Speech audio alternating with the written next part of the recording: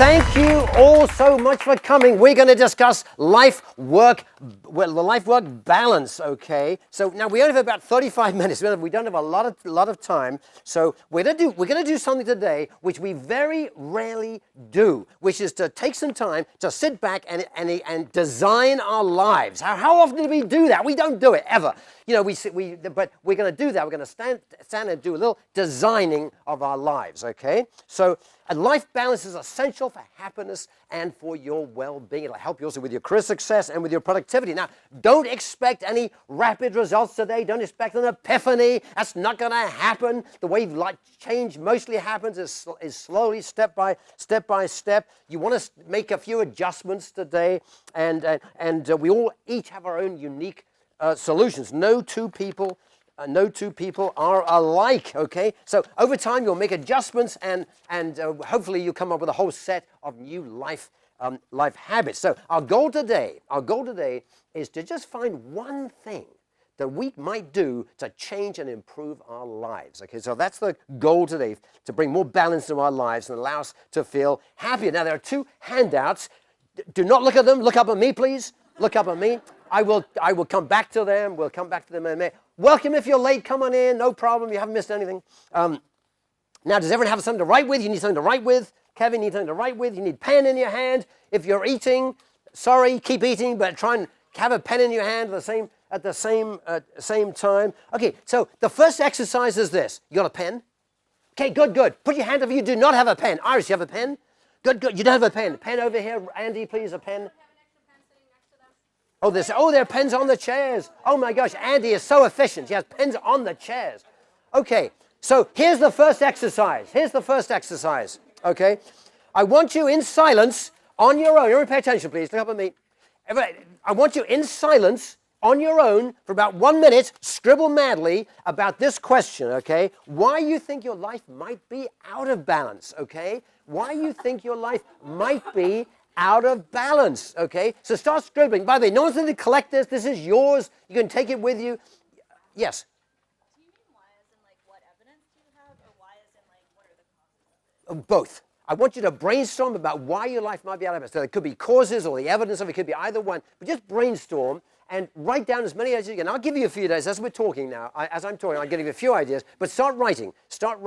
Why is your life out of balance? If it is, now some of you may have come just out of curiosity, which is great, but most people are here probably because there's something not quite in alignment in their lives. They feel something's a little bit out of whack and they want to make some changes. So that's good. So think about that. And so answer this question in writing, scribble to yourselves, why is your life out of balance or might be out of balance? Is it because you feel in a rut?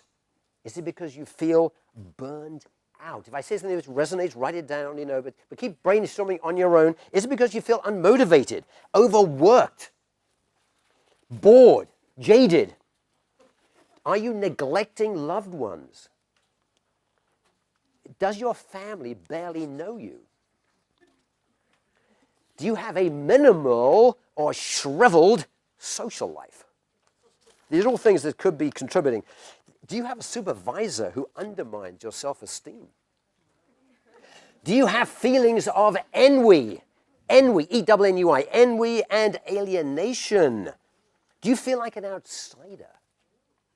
Do you feel like an outsider, not really belonging to the tribe where you work? Do you feel overstressed in an unhealthy way? Some stress is always good for us, but do you feel overstressed in an unhealthy way? Keep writing, keep thinking. The question we're trying to answer is, why do you feel out of balance? Because there's each one of you is unique. Each one of you will have your exact set of issues. It won't be shared with anybody else. Do you feel out of shape? Is your workplace a cluttered mess? Do you stay late in the office every night? Is work your activity of choice? That's one of my problems. Do you tend to be bad-tempered and grumpy and cranky? These are all things that may be bothering you, or maybe evidence of your life not being quite in alignment. Okay? Do you have emails piled up unanswered? Do you wake up dreading going to work? Do you feel constantly fatigued and exhausted? Do you feel dominated and consumed by your work? Do you have an unmanageable schedule and are way overbooked? Keep writing. Do you have relationship friction? Okay, give you 10 seconds to finish up. Scribble away. No one's going to pick up. No one's going to see this. You can be uninhibited. You can be uninhibited because no one's going to see this. It's just for your own eyes. So you can write down anything. But why do you feel your life may be out of balance? Write down all the things you can think of contributing to that sense of, my life isn't quite ticking along in the way it should be. I'm not reaching my full potential. Okay, 10 seconds of silence to keep brainstorming and writing.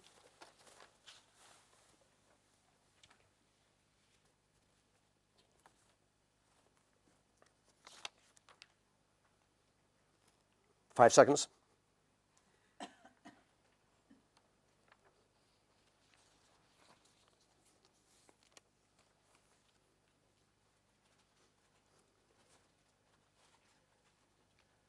Very good. Excellent. So attentive. Okay, now everybody stand up. Everybody stand up. Put your lunch aside. Stand up, everybody. Now look around the room. Be physical. Walk around the room. Find someone you have never met before and discuss what you've just written. I'll give you 2 minutes for this exercise. Someone you've never met before. Go. All righty. Wonderful to see so much energy in the room, and you haven't even had a gin and tonic. This is unbelievable.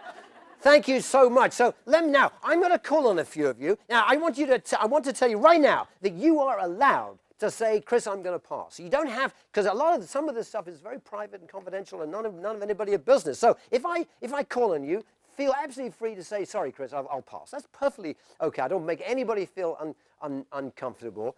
But let me just ask, would anybody like to mention, let me start with my friend Laura sitting right here.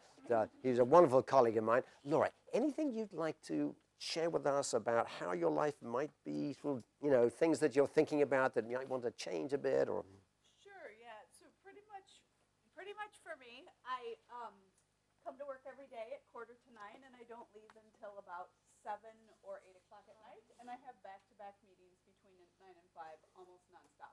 So I'm trying to create a little bit more balance in my days in terms of being able to get some work that I'm responsible for done between 9 to 5 so that I don't stay here Monday through Friday until 7:30 or 8. Thank you, Laura. Wonderful. Iris. This is Iris Krasno, everybody. Author and professor who's trying to quickly finish a mouthful. So, yeah, Iris, any thoughts? Well, first of all, you have such an incredible amount of energy, and it's infectious. And to get everybody babbling like this when we don't really know each other, but obviously we all have eggs. So if we answer yes to every one of your questions, is there any psychologists on board? Iris would like a quick therapy lesson. We have SAP programs down in America. So my angst, like our 4 kids are grown now, they're in their 20s, 2 are in college. But my angst now is having turned 60 very recently, like really recently, like a year ago. I feel like there's all this clutter in my life that I've put off. That there's boxes of photographs of people that are very little or deceased. Oh, literally clutter, And you're trying to catch up. You realize you're in the third of your life, I hope. And that there's this urgency to really make the most out of your time. So there's almost a questioning that's prevalent, I think, like you're saying, is this all there is? I love my job, but is this all there is? So that's the questioning of the fleeting nature of time. Yeah, wonderful. Thank you, Iris. That's wonderful. Who else would like to comment or share any? Let me turn to you, Sue. Sue Gordon. Any from the career office, wonderful person. Sue, any sort of thoughts you want to share with us about where you are in your life and balance? For me right now, it's just I'm dealing with balance from several individual decisions I made to take on responsibilities inside and outside of work. And it's interesting because it was in response to life changes in the family and my youngest going to college and my husband retired and started a new career, and he was very distracted last year school teaching.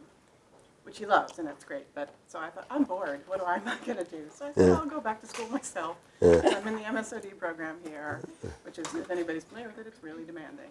And I'm also president of a state association. So between balancing work, that, and still trying to. And this year, turns out my husband's much more comfortable as a teacher. So this year he does have time. So I thought he'd be another year of gratitude. So my issue is really kind of pulling it all together and managing time and still making sure I pay attention to my husband. Yes, husbands need attention. That's right. Very good. Sue, thank you so much. Thank you so much. Derek, any thoughts about this? This is Derek Johnson of the library. Derek, any thoughts about, yeah. I'm fairly new to AU. I've been here for a couple years. I decided to go back to school at 37. And I became a research librarian. And so I think when it comes to balance, what I'm thinking about is this where I'm at in my life? Is this the life that I envisioned Right. when I saw myself at 42 years old? Right. Is this, Right. are they in conjunction Yeah, with one another? in So I alignment, think I'm yeah. still trying to figure that out. Yeah, wonderful, wonderful. Thanks very much. Francine, my colleague Francine from the SOC. Francine, any thoughts about your life and its balance or lack thereof? The first thing that comes to mind is definitely stress levels. I work in events, and a lot of my programs are in the evening. So when I get home, it's pretty late, and it takes a little while to decompress. Process the day, process the week, and so I often struggle to sleep. I think it carries over into my sleep. And so my sleep pattern is awful. And I really probably should get a hold of that soon. So. Yeah, very good, very good, very good. Thank you. And David Fletcher, David, any sort of thoughts about this? Sure. I'll stand because it's good question. I'm pulled in two different directions. Before I started at American University, I was a stay-at-home dad. And so for 4.5 years of my life, I was committed to my family, my son. And so I'm pulled back in that direction because then I started here, and the priority became work, and so I feel very guilty. I feel like I don't have time for my family. I don't travel much, but like Francine, I come home after an event last night that ended at 8:30, and I get here at 8 o'clock in the morning. And so my family sees me at dawn and maybe before bedtime. Right. So it can be kind of tough. And I have no social life. Yeah. Just to throw that in. Happy hour or something, 9 o'clock.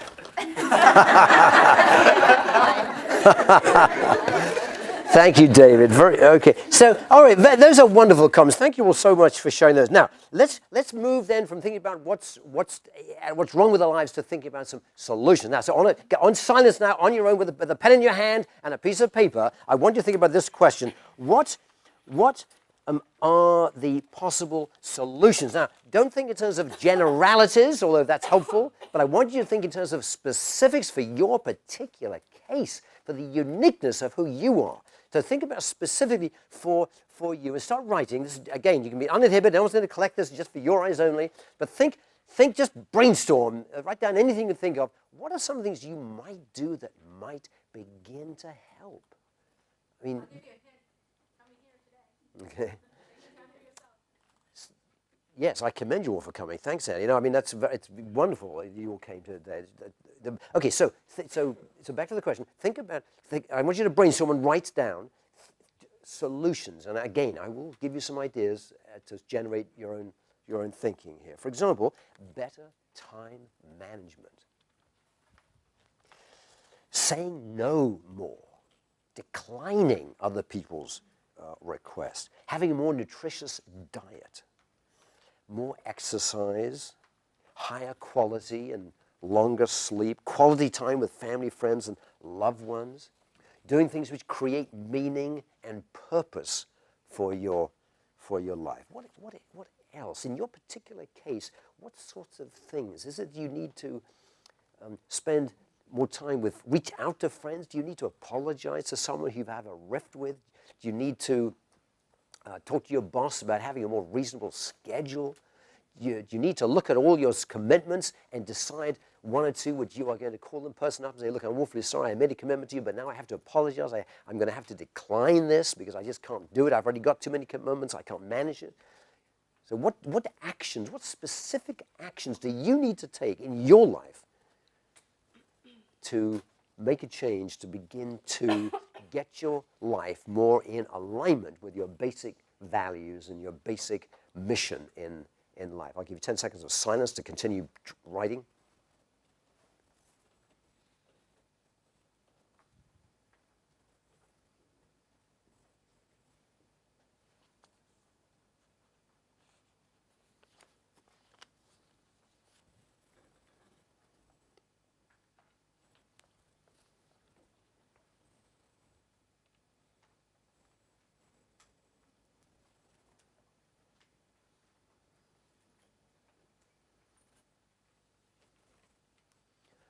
Very good, very good. So everyone please look up at me.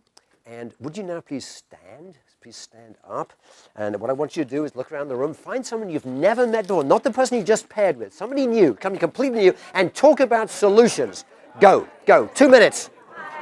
Okay, let me have your attention, please. Wonderful. Oh my gosh, I can feel the energy in the room. And I didn't want to interrupt you because all of you were having so much fun learning about each other and talking and sharing. I'm sorry to interrupt you, but oh, it's quiet. That is a loud silence right there. Okay. So we're focusing now on, we've only got about 10 minutes left or so. So we're focusing now on possible solutions, possible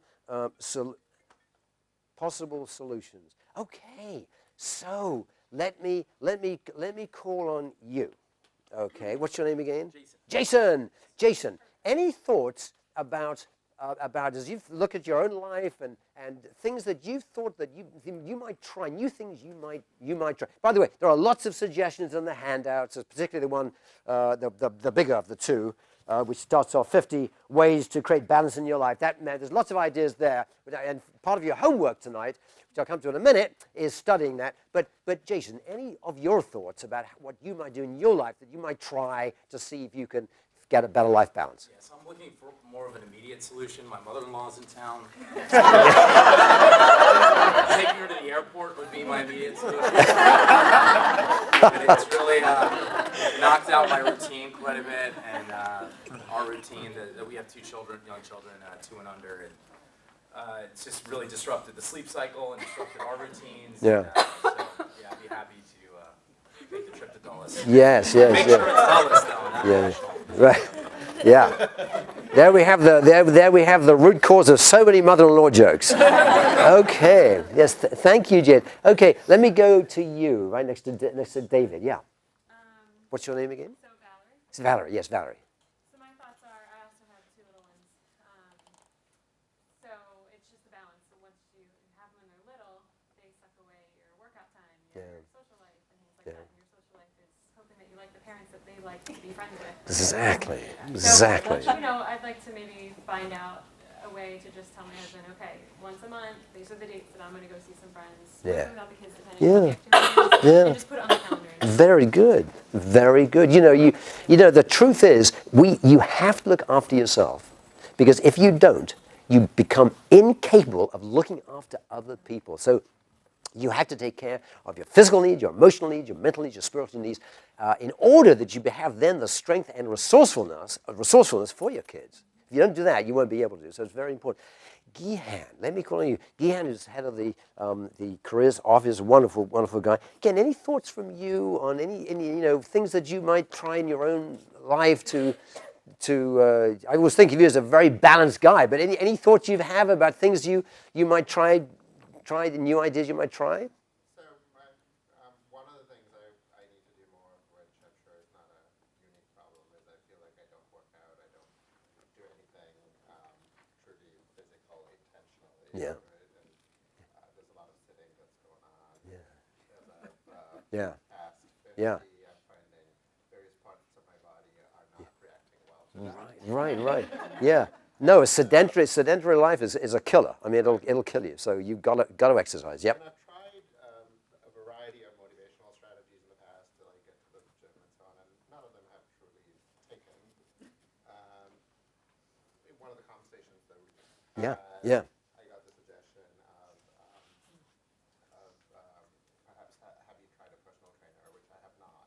Good idea. And so Yeah. perhaps that's something that Yeah, very good. Here's another little suggestion for you.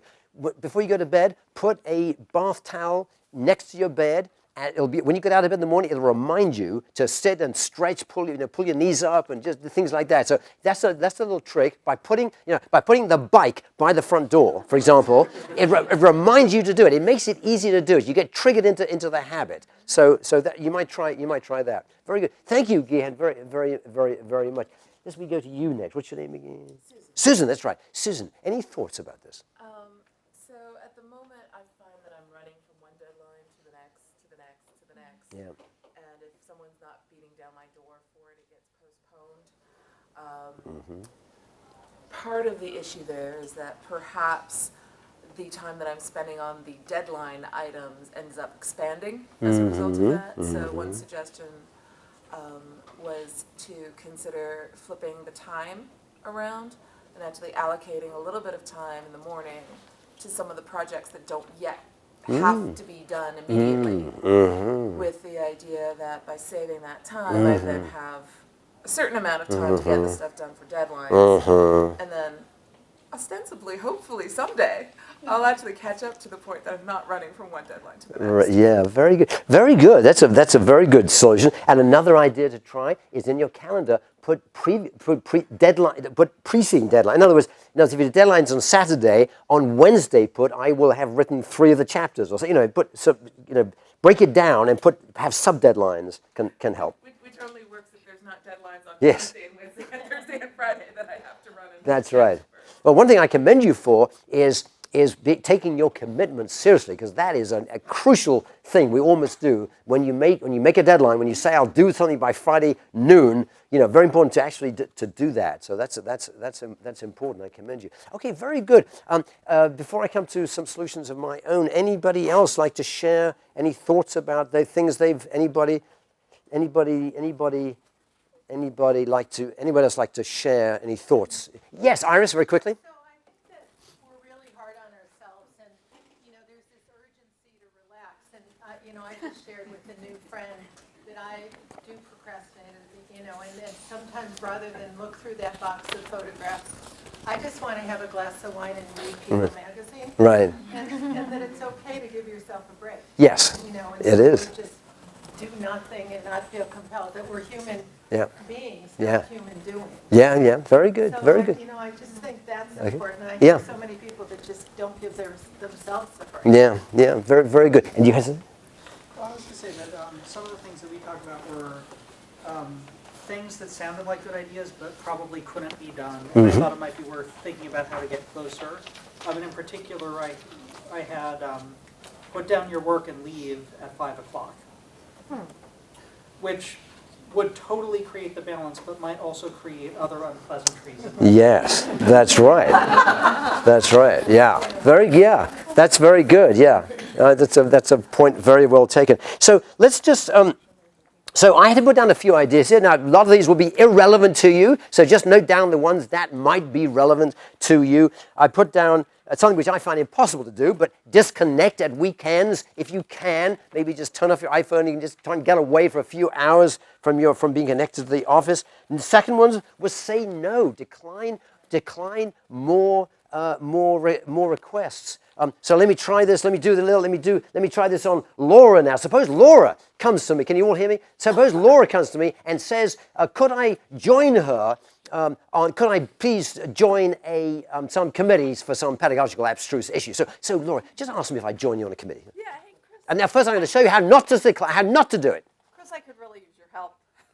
Oh my gosh, Laura, I love working with you. I would like to do that. Let me just think about that. I'll go on there. Let me think about that. Try, get back to me in a week, and I'll see if. Okay, now that's hopeless. Okay, because what that does is damage our relationship. She doesn't know whether to trust me. My words coming out are old, duplicitous, and lying. Because I really don't want to do it, but I'm trying to be nice to her. And so she's left uncertain. She's wasting her time. She doesn't know what I want. She's going to come back next week, and I'll give her the same ring around. I'm just stringing her on, wasting her time. Let me show you how to do it properly. Ask me again. Oh, Chris, I could really use your help. Could you join this committee with me? Laura, I'm going to decline. I am so sorry. Anybody else? I am open to further conversations with you. I love working with you. I can't take on that particular committee. I'm swamped. I've got other commitments I have to take care of. But thank you for asking. And I actually have somebody else who might be a good person for you. Okay, so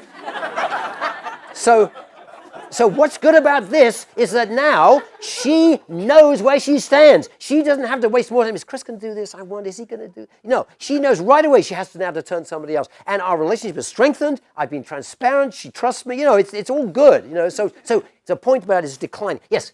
I will speak to this. You've done this exact same thing to me, and it does good. Yes. That's right.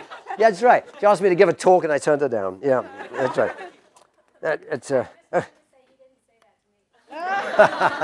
Okay, so all right. So disconnect weekend. Say no more. Now, number 3, pay more. This is for Guy and all of you. This is for all of us. Pay more attention to your health, your sleep, what you eat, and exercise. Be very careful what you put in your mouth. Just don't put junk in your mouth. Okay.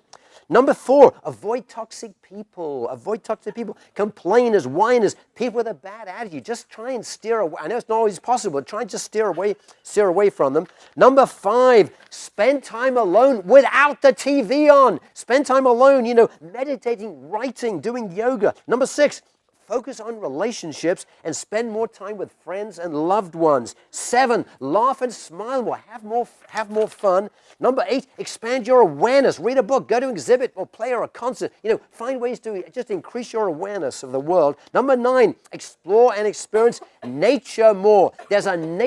We all suffer from a nature deficit, but go into the local park, look at a flower, just take time to look at nature and absorb it. Number 10, keep a journal. Keep a journal. This is a wonderful thing to do. Just reflect on each night. Just reflect on your life. Number 11, create a personal mission statement and plan your week around. This is one of my favorite things to do. And in fact, I've got one of the handouts that is I thought you'd like to see it.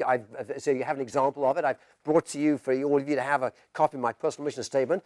Don't be overly impressed. I've been working on it for 40 years. It should be pretty good after 40 years. And all the things that I'm struggling with. But creating a personal mission statement helps you to bring balance into your life because it takes an overview of all the roles you have in your life, and then you can plan your week around it. On every Sunday night, 7 o'clock, I plan my coming week around my personal mission statement. Not around the requests I get from people, but around my personal mission statement, what my goals are. And number 12, the other handout, I've given you 50 tips handout, which you've got in front, which you have, that's full of further ideas, which will help you bring your life in balance. So we're running out of time, so I want to end by emphasizing 3 key points. 3 key points. Number 1,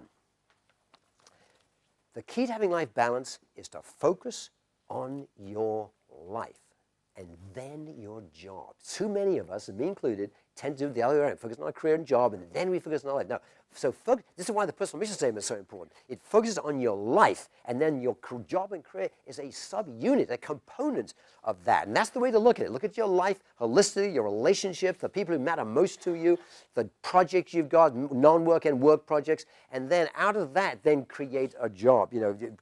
Then think about your job and career. Okay, that's number 1. Number 2, something we just covered already, but say no when at capacity. Say no. Decline, like I role played with Laura.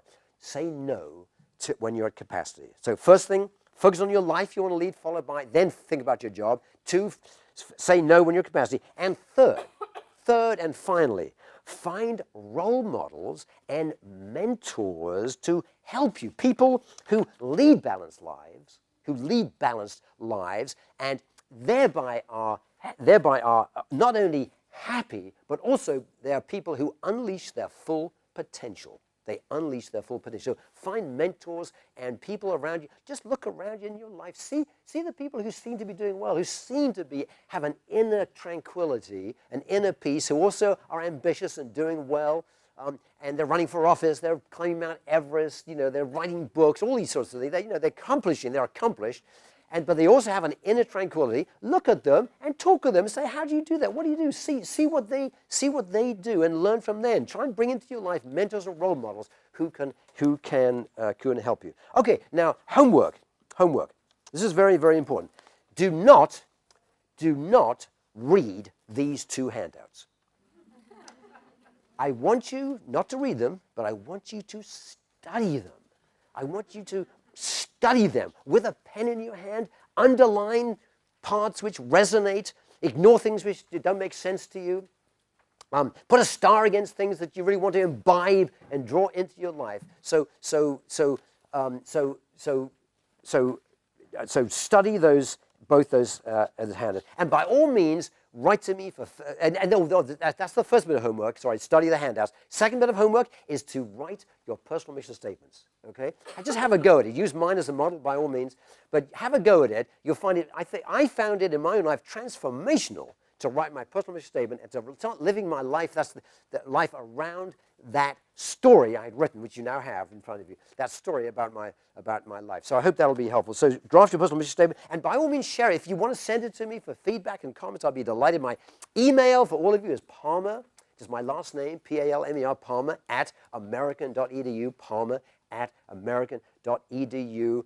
Feel free to write to me, send me any comments or questions. You might read the handout and have a question. Chris, I didn't understand. On page 6, you wrote blah, blah, blah. What do you mean by that? I'm happy to explain, happy to elaborate and explain. Or if you want to send me your draft personal mission statement, I'm happy to review it and give you my comments. My comments on. Everyone signs in, we'll send you electronically the personal mission statement And the handout. Thank you. That'd be, yeah. So everybody, before you get. Yeah, thank you. So by the way, yes, let me emphasize that. If you haven't signed in, but if you put your name and email address, please do that back here. And we are going to draw this to a close. Thank you all so much for coming today.